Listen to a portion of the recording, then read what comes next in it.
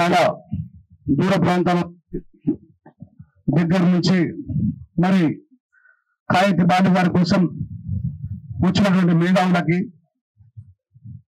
ప్రజా సంఘాలకి, కళాకారులకి, జర్నలిస్టులకి, ఉద్యమకారులకి, కుల మతాలకు అతీతంగా విచ్చేసిన అందరికీ కూడా హృదయపూర్వకంగా ఉద్యమాభివందనాలు తెలియజేస్తా ఉన్నాను.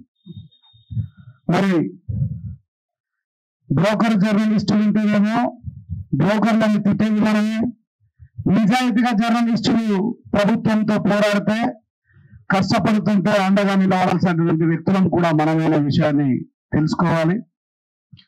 మరి నేను ఆయనతో ఉన్నటువంటి అనుబంధాన్ని గత 2 దశాబ్దాల కాలం నుంచి చూస్తా ఉన్నా. ఆయన తెలంగాణ పోరాటంలో చాలా చాకచక్యంగా పాల్గొనడంతో పాటు ఇక్కడ ఉమ్మడి ప్రభుత్వం ఉన్నప్పుడు ఉపాధి లేక లక్షలాది కోట్లాది మంది ఈ దేశాన్ని దాటి వేరే దేశానికి ఉపాధికి వెళ్ళి అక్కడ సరైనటువంటి వసతులు లేక ఆత్మహత్యలు చేసుకుంటూ జీవోత్సవాల్లాగా బతుకుతున్న వాళ్ళకి తెలంగాణ ప్రభుత్వం వచ్చిన తర్వాత ఆ పేద ప్రజలకి, ఆ గల్పు ప్రజలకి రాష్ట్ర ప్రభుత్వానికి మధ్య రాయబారం చేసినటువంటి వ్యక్తి ఎంతో మందికి మరి తిరిగి సొంత దేశాన్ని చేరుకోవడానికి కనీసం శవాలు కూడా రానటువంటి పరిస్థితిలో మరి ముందుండి పోరాటం చేసినటువంటి వ్యక్తి. ఈయన ఒక కులానికో, ఒక ప్రాంతానికో, ఒక పార్టీకో, ఒక వర్గానికో అంకితం చేయాలని మిత్రులారా. మరి నేను భారత రాజ్యాంగం గురించి ఎప్పుడు విపులంగా మాట్లాడేటువంటి నేను కేకే మహేందర్ రెడ్డి గారికి ఈ విషయం తెలియకుండా ఉండదు. ఎందుకంటే మీరు అడ్వకేట్ కాబట్టి ఆర్టికల్ 19 భారత రాజ్యాంగంలో ఇచ్చినటువంటి భావ ప్రకటన స్వేచ్ఛ, మాట్లాడేటువంటి హక్కుని మరి మాజీ ముఖ్యమంత్రి కల్వకుంట్ల చంద్రశేఖరరావు గారు ఒకవేళ ఆర్టికల్ 19 స్వేచ్ఛను మీకు ఇవ్వకపోతే పేగులు తీసి నిలవేసుకుంటా, పుంటి కూర లెక్క నూరుకుంటా, చెరిగ లెక్క నమ్మేస్తా అని చెప్పి మాట్లాడే హక్కు మీకు ఉండేది కాదు, ప్రజల్ని రెచ్చగొట్టే హక్కు మీకు ఉండేది కాదు అనేటువంటి విషయాన్ని కూడా గుర్తు చేస్తా ఉన్నా. రేపు జరగబోయేటువంటి ఉపద్రవం ఏదైతే ఉందో, రావడమే హైడ్రాతో ప్రజల్లో నుంచి మీ పడినటువంటి నమ్మకాన్ని కోల్పోయి మరి హింసాత్మకమైనటువంటి ప్రభుత్వాన్ని నడుపుతున్నటువంటి మీరు, ఎందుకంటే ధైర్యంగా మాట్లాడేటువంటి శక్తి నాకుంది. ఈయన తర్వాత మీరు ఏ సెక్షన్ పెట్టినా నేను భయపడం లేదు. గత 18 సంవత్సరాలుగా మరి ఎవరికి అన్యాయం జరిగినా తెలంగాణ రాష్ట్రంలో వచ్చు, అంతకు ముందు ఉన్నటువంటి రాష్ట్రంలో కూడా అన్యాయాలకి ఎప్పుడు కూడా మాట్లాడుతున్నటువంటి వ్యక్తిగా ప్రజలకు సుశీలతగా ఇది అర్థం చేయించాల్సిన బాధ్యత నాది కాబట్టి నేను మాట్లాడుతా ఉన్నా. కలెక్టర్ గారు సందీప్ కుమార్ జూ గారు, ఎందుకంటే మీరు జూలాగానే ప్రవర్తిస్తున్నారు, దయచేసి please you can remember what is your position with officer, class 1 officer. మీరు మరి ఇన్ఛార్జ్ గా ఉన్నటువంటి వ్యక్తి ఎట్లా ఆడిస్తే అట్లా ఆడుతున్నారు. మరి ఒకసారి మీరు ఎందుకు చదువుకున్నారో కలెక్టర్, ఒక ఐఏఎస్ ఎందుకు అయ్యారో నాకు అర్థం కావట్లేదు. మీరే ఒకసారి ఆలోచించుకోండి. ఒక జర్నలిస్టు ఏ ప్రభుత్వంలోనైనా ఇలా నిజంగానే టిఆర్ఎస్ పక్షపాత అయినప్పటికీ కూడా నా కళ్ళతో నేను చూశాను. టిఆర్ఎస్ గవర్నమెంట్ కు కూడా చాలా హెచ్చరికలు చేసిండు. ఇప్పుడు ప్రతి మనిషికి నాకు బాబాసాహెబ్ అంబేద్కర్ గారు అంటే ఇష్టం, కొద్దిమందికి మహాత్మా పూలే అంటే ఇష్టం, అట్లా కేసీఆర్ గారు అంటే ఇష్టం ఉన్న వాళ్ళు ఉంటారు, ఇంకా రకరకాల ప్రజలు ఇష్టం ఉన్న వాళ్ళు ఉంటారు. ఆయన కేటీఆర్ గారికి సన్నిహితుడు అయినప్పటికీ కూడా ఆ ప్రభుత్వంలో జరుగుతున్న పొరపాట్లను కూడా హెచ్చరించారు. అంటే తన వృత్తి ఏదైతుందో అది 100% నిర్వర్తించాలనేటువంటి విషయాన్ని ఈ సందర్భంగా మీ అందరికీ నేను గుర్తు చేస్తా ఉన్నా. మరి ఇలాంటి కక్షపూరితమైనటువంటి వ్యవహారాలతో మీరు గౌరవ ముఖ్యమంత్రి రేవంత్ రెడ్డి గారు రేపు ఈ తెలంగాణలో మీ కాంగ్రెస్ పార్టీ నిలువున కూలిపోవడానికి, నిలువున కాలిపోవడానికి కేకే మహేందర్ రెడ్డి గారే కారణం అనేటువంటి విషయాన్ని రాసి పెట్టుకోండి, గుర్తుపెట్టుకోండి. నేను చెప్తా ఉన్నా, ఎంత పెద్ద దట్టమైన అడవినైనా సరే ఒకటే ఒక అగ్గిపుల్ల నిప్పు పెడితే మొత్తం కాలి బూడిదవుతుంది. ఆ అగ్గిపుల్ల ఎవరో కాదు, మా కాకా బాలు కాయత్ అనే విషయాన్ని గుర్తుపెట్టుకోవాలి. ఆయనకు నా శక్తిని దారపోస్తాం, తెలంగాణ ప్రజలందరికీ అండగా నిలబడతాం. మరి మీరు కక్షపూరితంగా మీకు దమ్ముంటే కేటీఆర్ గారితో పోరాడండి, ఆయనతో ఏం పోరాడలేదు. ఎందుకంటే రేపు పొద్దున మళ్ళీ ఆయన సీఎం అయిన తర్వాత పిసుకుతారు భయం మీకు. ఆయన ఏం చేయలేక ఆయనకు అనుకూలంగా ఉన్నటువంటి వ్యక్తుల మీద దాడి చేయడము. ఇప్పుడు జూ గారు మీరు ఎటు పోరు, శారదగారు పిల్లిని పడేటప్పుడు వలలు పెడతారు, ఇటు పోతే అటు తట్టుకుంటూ ఏడవకపోతావు. దయచేసి రేవంత్ రెడ్డి గారు, ఇది ఉద్యమకారులను అణచివేయడం, కళాకారులను అణచివేయడం, జర్నలిస్టులను అణచివేయడం, భావ ప్రకటన స్వేచ్ఛను అణచివేయడం నా కళ్ళకైతే నిజంగా చంద్రబాబు నాయుడు గారి పరిపాలన కనబడుతున్నటువంటి విషయాన్ని నేను సుస్పష్టంగా చెప్తా ఉన్నా. ఈ కక్షపూరితమైనటువంటి వ్యవహారాలు మంచివి కావు. మీరు కూడా కేసీఆర్ గారు కక్షపూరితంగా ఆలోచించక అందరికీ కూడా స్వేచ్ఛను ఇవ్వాలి కాబట్టే మీరు ఎన్ని మాట్లాడినా ఏం చేసినా ప్రజల్ని బురిడి కొట్టించినా ఈ రోజు మీరు ప్రభుత్వంలోకి వచ్చారు. వీలైతే ఆయన కంటే ఎక్కువగా మంచిని చేసి ప్రభుత్వం నుంచి పథకాలు ప్రవేశపెట్టి ప్రజల నుంచి మంచి ఆలోచనలు మీరు నింపుకోండి తప్ప ఇట్లా జర్నలిస్టుల మీద, కళాకారుల మీద ఈయన మీద 163 పెట్టిన తర్వాత 163 అమెండ్మెంట్ చదివితే ఎంత నవ్వొచ్చింది నాకంటే. పాకిస్తాన్ నుంచి మన దేశంలోకి చొరబడి రైల్వే స్టేషన్లలో ఎవ్వరు పడితే వాళ్ళని కాల్ చేసిన కసబ్ మీద కూడా పెట్టలేదు. మరి ఎవరు కాలుతుండ? కేకే మహేందర్ రెడ్డి గారు కాలుతుండా, లేకపోతే సందీప్ కుమార్ జూ గారు మిమ్మల్ని కాలుస్తుండా? ఆయన బాధ్యత అండి. He have that responsibility. Is a విలేకర్. ఆయన భావప్రకటన స్వేచ్ఛను మీరు ఎట్లా హరిస్తారు నాకు అర్థం కాదు. పాలు పితుక్కుని అంటే నాకు ఇప్పుడు అర్థం కాని విషయం ఏంటంటే కొద్దిసేపు నేను హిందీలో మాట్లాడతా అంటే ఇది పోవాలి. రాహుల్ गांधी जी यहाँ पे तुम्हारा कांग्रेस पार्टी का सीएम है या योगी आदित्यनाथ है, मुझे समझ में नहीं आ रहा है इस बात की. उन्हें बुल्डोजर की सरकार चला रहा है, इन्हें म्यूनिसिपालिटी वाला को घर पे भेज के घर को तोड़ने का काम कर रहा है. तुम अपना हाथ में इंडियन कॉन्स्टिट्यूशन को पकड़ के SC ST BC माइनॉरिटी लोगों को उल्लू बना रहे हो. तुम बोल रहे हो save Indian constitution, you are against of BJP government, then what is your people doing here?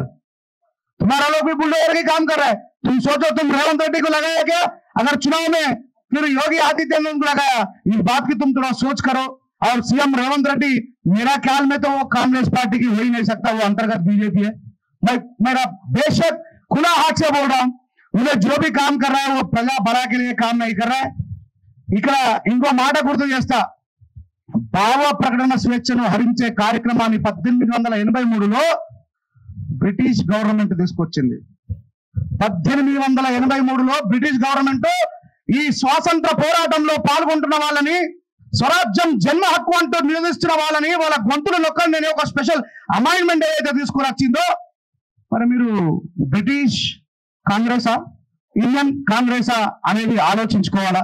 మరి ఈ రోజు ఇన్ని సంవత్సరాలలో ఎక్కడ లేనటువంటి చట్టం, ఒక నిజాన్ని నిర్భయంగా మాట్లాడుతున్నటువంటి 28 రాష్ట్రాలలో తెలంగాణ రాష్ట్రం ఒకటైతే, ఇన్ని జిల్లాలలో, ఒక సిరిసిల్ల జిల్లాలో మారుమూలలో ఉన్నటువంటి ఒక పట్టణంలో ఉన్నటువంటి విలేకరు మీద నిర్దాక్షిణ్యంగా మనుషుల్ని పిట్టల్లా కాల్చేసిన కసబ్ మీద కూడా పెట్టాలని ఒక దుర్మార్గమైన చట్టాన్ని ఈయన మీద పెడుతుందంటే మరి పాకిస్తాన్ రూల్ చేస్తుందా, ఇండియా రూల్ చేస్తుందా అనేటువంటి విషయాన్ని కూడా ఒకసారి మిమ్మల్ని మీరే పరీక్షించుకోవాలని చెప్పి నేను ఈ సందర్భంగా తెలియజేస్తా ఉన్నా.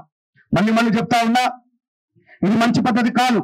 తెలంగాణ గడ్డకున్నటువంటి పౌరుషం ప్రశ్నించడం, తెలంగాణ గడ్డకున్నటువంటి పౌరుషం నిలదీయడం, సోనియా గాంధీని నిలదీసినటువంటి చరిత్ర ఉన్నటువంటి మనం, నైజాంని నిలదీసిన చరిత్ర ఉన్నటువంటి మనం ప్రతి వారిని నిలదీస్తాం.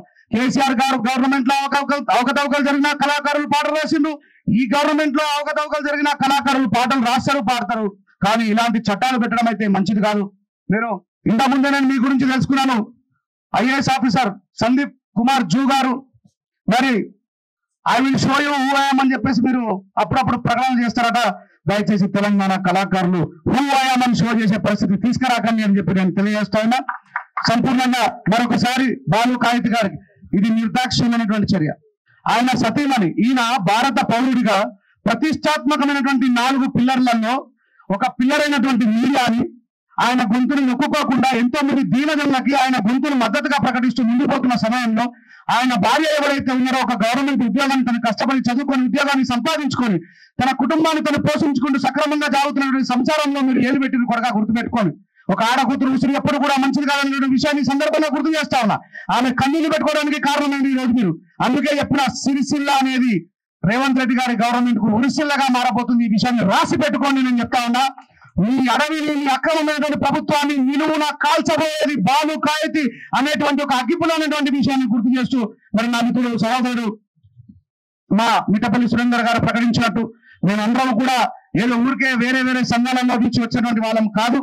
మా తెలంగాణ ప్రజా వేదిక నుంచి బాలు కాయతి గారితో మొదలైన ఈ ఉద్యమం తెలంగాణలో ఉన్నటువంటి ఏ వ్యక్తికి అన్యాయం జరిగిన మీ అందరం కూడా ఇండివిజువల్ గా ఒక్కొక్క శక్తిగా ఉన్నటువంటి మేము ఈ రోజు ఆ ప్రజల కోసమే తెలంగాణ ఒక వేదికగా మారి మా శక్తినంతా కూడా మూటగట్టి ఒక వ్యక్తి పాట పాడేవాడు, ఒక వ్యక్తి ప్రశ్నించేవాడు, ఒక వ్యక్తి మాట్లాడేవాడు, రాసేవాడు మేమందరం ఏకమైతే ఆ రోజు తెలంగాణను సాధించుకోవడంలో ఎట్లాగైతే మనం అందరం ఉమ్మడి శక్తిగా కలిసి పనిచేశామో ఈ రోజు ఈ రాష్ట్ర ప్రభుత్వంలో జరుగుతున్నటువంటి అరాచకాలను తిప్పికొట్టడం కోసం తెలంగాణ రాష్ట్ర వేదిక ఆధ్వర్యంలో మనం అందరం కూడా ఏకం కావాలని పిలుపునిస్తూ మరి రాబోయే నెల రోజులలో కార్యాచరణను ప్రకటించబోతున్నటువంటి దాంట్లో నేను కూడా భాగస్వామి అయినందుకు మనస్ఫూర్తిగా అభినందనలు మా టీం కు తెలియజేస్తూ బాలు కాయత్ గారికి మేమందరం కూడా సంపూర్ణ మద్దతును తెలియజేస్తా ఉన్నాం.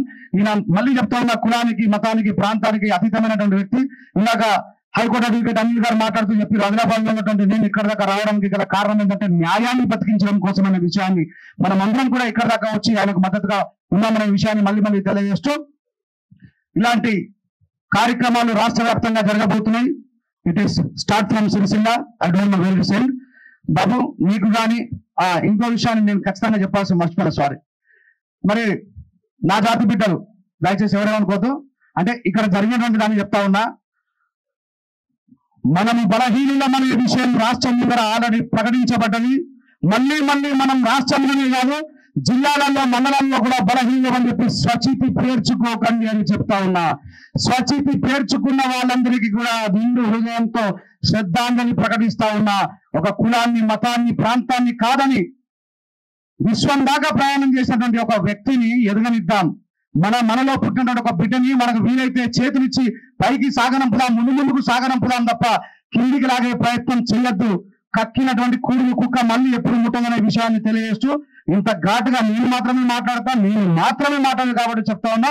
మీ అందరికీ హృదయపూర్వకంగా శ్రద్ధాంజలి. ఎక్కడికి చేరాలో, ఎవరికి చేరాలో వాళ్ళకు చేరుతుంది. Thank you very much. మీ అందరికీ మరొకసారి విడాలి.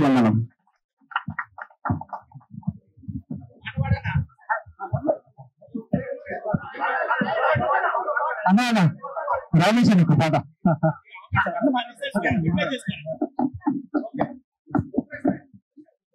దయచేసి మన కళాకారులు, తప్పు కళాకారులు,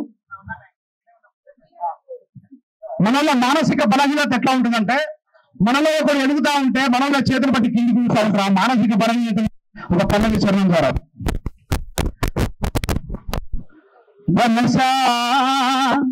ఏమున్నది మనం ఎదుగుతుండగా మంట పెడతారు. ఇందాక మా సురేంద్ర అన్నారు కదా, ఈ ఇల్లు కట్టించిన నోటి ఇలా ఇల్లుకి ఎందుకు కట్టలేదు, అందరూ సమానంగానే ఉండాలి కదా. మనసా నిన్ను నిప్పుతోటి కడగనా, మనసా నిన్ను నిప్పుతోటి కడగనా, మనసా కన్నీళ్లతో నిన్ను అడగనా, మనసా కన్నీళ్లతో నిన్ను అడగనా, మనసా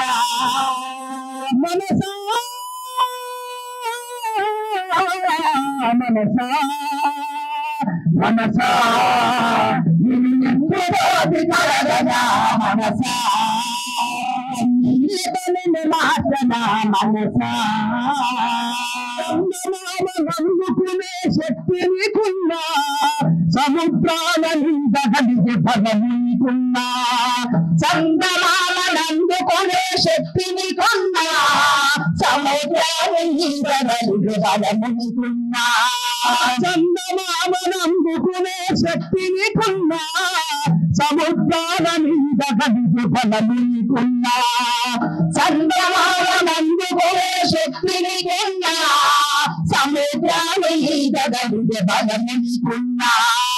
ఎదుటివాడు ఎదుగుతుంటే ఓర్వదెందుకో, నీ ఎదుటివాడు ఎదుగుతుంటే ఓర్వదెందుకో, వెనక నుండి పొడిచే పాడు గుణము ఎందుకో, మనసా నిప్పుడోనిగలగనా, మనసా కన్నీళ్ళని మార్చనా, మనసా మార్చనా, మనసా